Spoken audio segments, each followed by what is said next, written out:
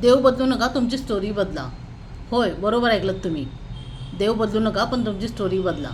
तर मी हे असं का बोलत आहे असा प्रश्न पडला ना तुम्हाला, तर नक्कीच हे जाणून घेण्यासाठी हा व्हिडिओ अगदी शेवटपर्यंत पहा. जर चॅनलवर तुम्ही नवीन असाल तर पहिल्यांदा आपल्या चॅनलला सबस्क्राईब करा. सबस्क्राईबच्या बेल आयकॉनवर क्लिक करा, जेणेकरून तुम्हाला माझे प्रेरणादायी व्हिडिओ चे नोटिफिकेशन लगेचच तुम्हाला मिळेल आणि तुम्हाला त्यातून चांगली प्रेरणादायी अशी माहिती माझ्या चॅनलवर उपलब्ध आहे ती तुम्हाला ऐकायला मिळेल.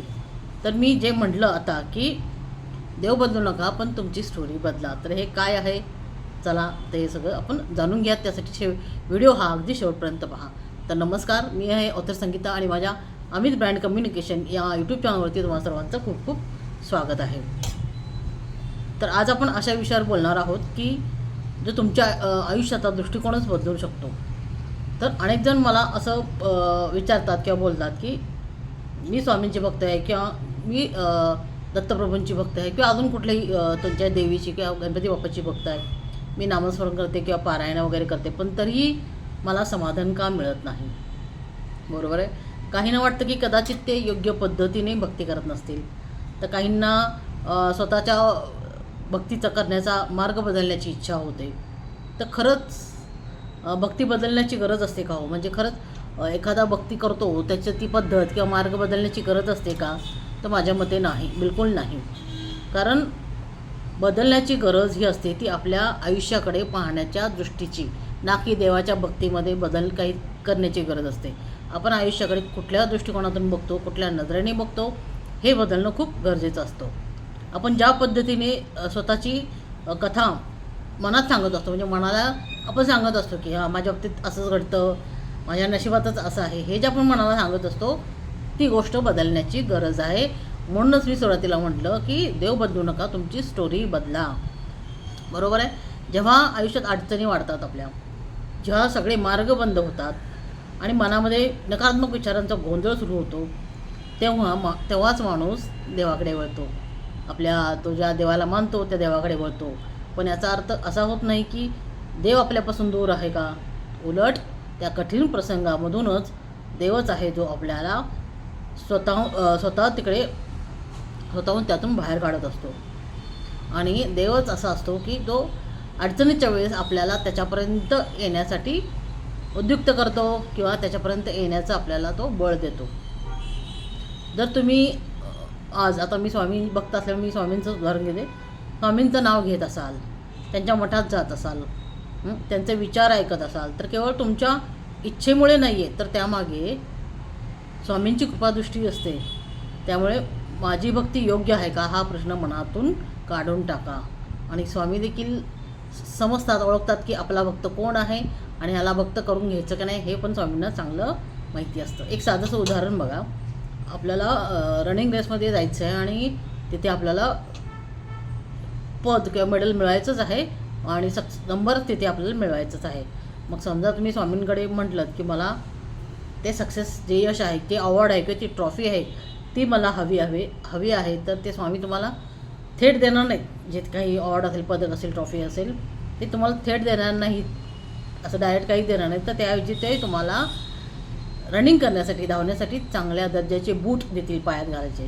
ते योग्य मार्ग दाखवतील आणि इतकं ताकद देतील की सतत आपण त्या यशाच्या शिखराकडे गेलो पाहिजे आणि तिथे आपण यश मिळवलं पाहिजे की आणि मिळालेल्या संधीकडे आपण दुर्लक्ष नाही केलं पाहिजे. यासाठी ते आपल्याला चांगलं मार्ग दाखवतील आणि चांगल्या क्वालिटीचे बूट देतील, जेणेकरून आपण त्या स्पीडने धावू शकू की जे आपल्याला आवड हवं आहे, जे यश हवं आहे ते आपण खिचून घेऊन आणू शकू. इतपत आपल्याला स्वामी मदत आपल्याला नक्कीच करतात. ते फक्त आपल्याला दिशा दाखवतात. आपण फक्त त्या संधीचा उपयोग करून आपण तिथपर्यंत पोचायचं असतं. स्वामींनी मार्ग दाखवलेला असतो, पण त्या मार्गावर चालत जाऊन आपण ती यशस्वी आपल्याकडे खेचून आणायची असते. म्हणूनच आजचा विषय आहे की तुमची कथा बदला. तर तुमच्या भूतकाळामधल्या काही चुका असतील, अपयश, काही दुःख असतील, यांना सतत आठवत राहत बसू नका. बरोबर आहे. जे घडून गेले ते घडून गेले, भूतकाळामध्ये जमा झालेला आहे. त्या दुःखद घटना, काही प्रसंग हे विसरून जा. त्याऐवजी वर्तमानात, या क्षणात जे उपलब्ध संधी आहेत, जे काही स्वामींनी दिलेले आशीर्वाद आहेत ते ओळखा. कारण तुमच्या आयुष्यात दररोज अशी अनेक देणगी येत असतात जे तुम्हाला पुढे नेण्यासाठीच आले असतात. काही अशा संधी येत असतात ज्या तुम्हाला पुढे नेण्यासाठीच आलेल्या असतात आणि आपण मात्र त्या पाठीमागच्या भूतकाळाच्या दुःखामध्ये, अडचणीमध्ये, त्याच गोष्टींमध्ये अडकून पडलेलो असतो. त्यामुळे आपल्याला समोरचा मार्ग दिसत नाही. तर आता आपण असा प्रश्न आहे की आयुष्याची कथा बदलायची कशी? तर फक्त विचार करून काही बदल होत नाही. त्यासाठी सगळ्या सवयी आपल्या आयुष्यात काही गोष्टी आणाव्या लागतील, काही सवयी आपल्याला बदलायला लागतील. तर त्याच्यामध्ये सगळ्यात पहिलं आहे ते म्हणजे भक्ती तर सुरू ठेवायचीच, नामस्मरण सुरू ठेवायचंच, पण त्यासोबतच काही गोष्टींची जोड त्याला द्यायची. सर्वात पहिली गोष्ट म्हणजे तुमचं ध्येय स्पष्ट करणे. अनेक लोक मेहनत खूप करतात, पण त्यांना नेमकं कुठे जायचं आहे, कुठे पोचायचं आहे हेच माहीत नसतं. म्हणून स्वतःसाठी एक असा गोल विजन बोर्ड तयार करून ठेवा, जेणेकरून येत्या वर्षभरामध्ये मला या गोष्टी साध्य करायच्या आहेत हे तुमच्या डोळ्यासमोर असलं पाहिजे. ते नक्कीच तुम्ही कुठेतरी लिहून ठेवू शकता. घर, व्यवसाय, आरोग्य, नातेसंबंध, आर्थिक प्रगती किंवा स्वतःचा विकास असेल, जे काही तुमच्यासाठी महत्त्वाचं आहे ते सगळं तुम्ही एखाद्या बोर्डवरती किंवा एखाद्या नोटबुकमध्ये तुम्ही लिहून ठेवू शकता.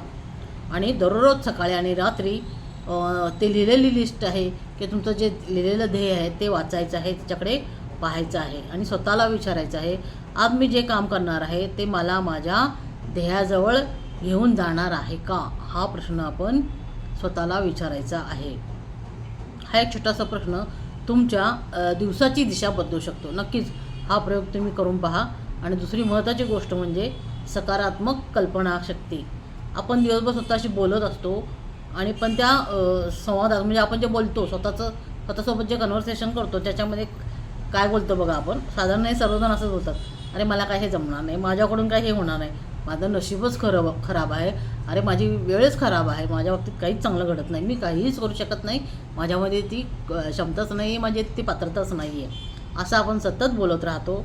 मग आपलं मनसुद्धा त्यालाच सत्य मानायला लागतं. बरोबर आहे? त्याऐवजी तुम्ही स्वतःला रोज सांगा, मी सक्षम आहे, मी प्रगती करत आहे, माझ्यासाठी योग्य संधी निर्माण होत आहेत. सगळं वर्तमानामध्ये बोलायचं आहे, सांगायचं आहे.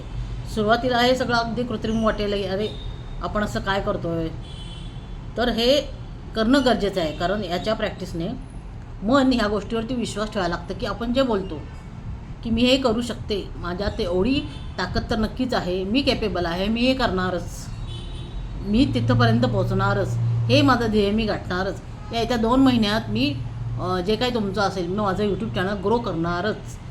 हा जो तुमचा पॉझिटिव्ह विचार आहे, सेन्स आहे, तोच तुम्हाला तुमच्या ध्येयापर्यंत पोहोचवणार आहे. त्यामुळे तुमचं मन देखील त्या गोष्टीवरती विश्वास ठेवू लागतो.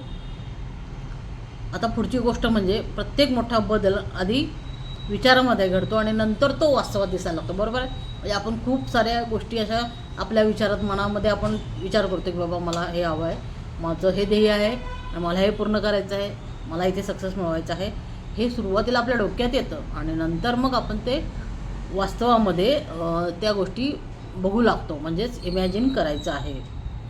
तर तिसरी सवय आहे ध्यान.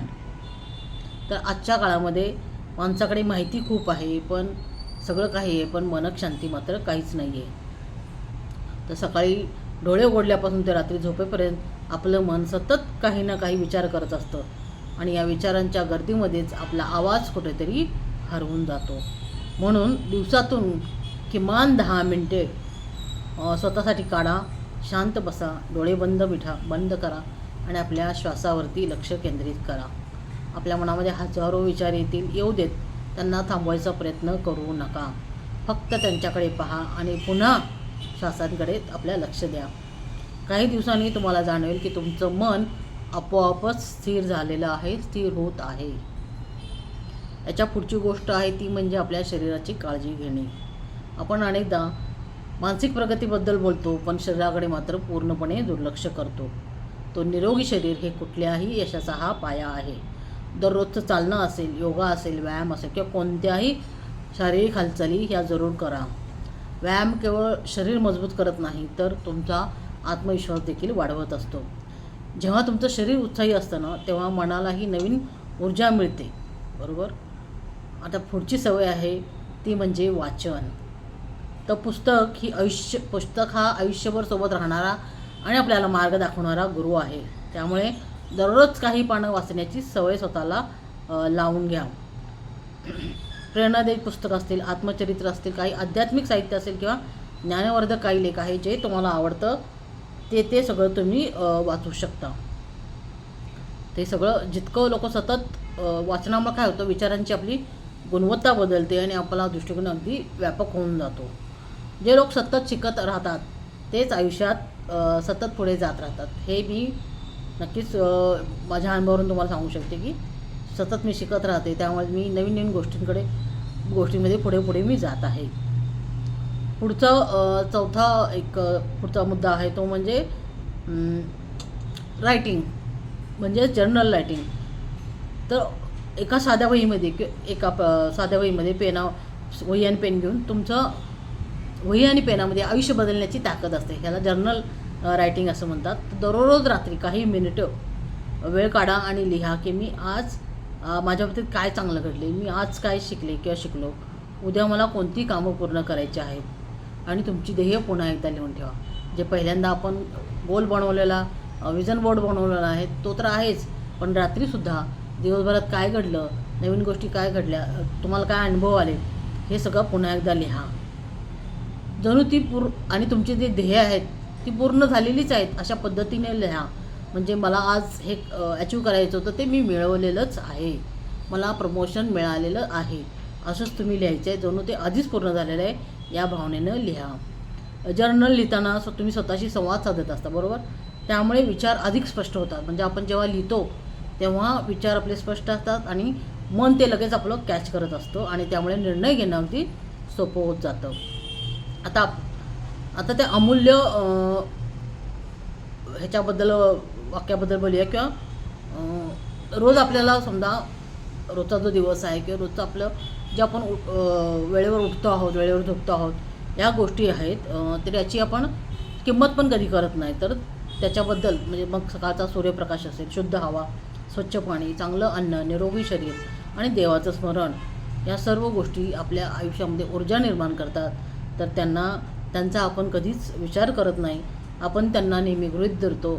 त्यासाठी नेहमी आपण कृतज्ञ राहायला हवं. ज्या दिवशी तुम्ही कृतज्ञतेने जगायला सुरुवात कराल त्या दिवसापासून आयुष्याकडे पाहण्याचा तुमचा दृष्टिकोन पूर्णपणे बदललेला असेल. कारण जो कृतज्ञता व्यक्त करतो तोच आयुष्यात पुढे जातो. तर तुमचा देव बदलण्याची गरज नाही आहे, तर तुमची भक्ती बदलण्याची गरज नाही आहे. गरज आहे ती स्वतःबद्दल सांगितली जाणारी कथा बदलण्याची गरज आहे. हीच जी स्टोरी आहे की जी तुम्ही बदलायची आहे. ती स्टोरी म्हणजे स्वतःला अपयशी समजण्याऐवजी मी शिकत आहे असं समजा. स्वतःला दुर्दैवी समजण्याऐवजी मी संधी शोधणार आहे असं म्हणा. कारण कथा बदलली की आपोआपच विचार बदलतात आणि विचार बदलले की कृतीही बदलते आणि कृती बदलली की संपूर्ण आयुष्य बदलतं. त्यामुळे मी जे सांगितलेले आहेत या गोष्टीचं नक्कीच पालन करा आणि एकदा नक्कीच या गोष्टी पडताळून पहा. तुम्हाला त्यातून खरंच काय अनुभव होतं हे मला सांगा. तोपर्यंत सकारात्मक राहा, कृतज्ञ राहा आणि श्रद्धेने पुढे चालत राहा. नक्कीच यश तुम्हाला मिळणार आहे. धन्यवाद.